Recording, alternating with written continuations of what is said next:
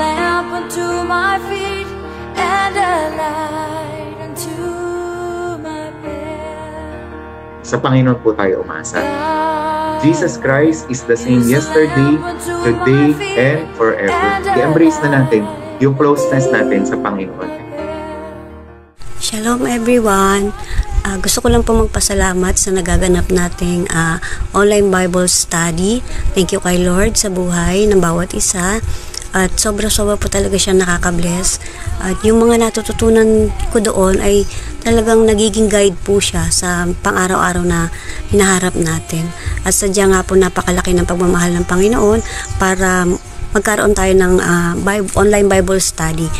Ito po ay way niya para mas mapakinggan pa po ang kanyang mga salita at mas ma-involve pa po ang maraming tao.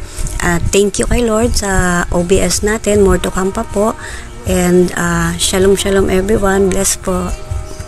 Thy word is a lamp unto my feet and a light unto my path.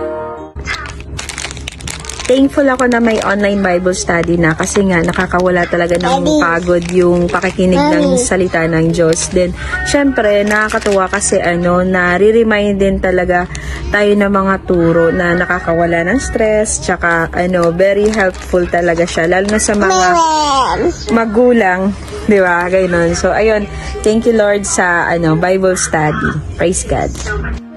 Nagpapasalamat ako sa Panginoon dahil nagkaroon ng online Bible study.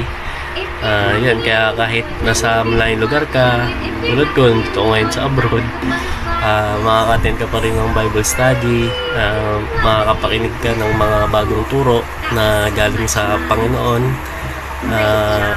Sobrang nakaka-bless dahil sa loob ng isang oras na pag-attend mo ay sobrang dami mong matututunan.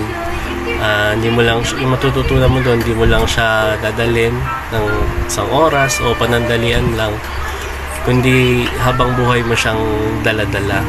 Kaya nagpapasalamat ako sa Panginoon, and to God be the glory. Is a lamp unto my feet and a light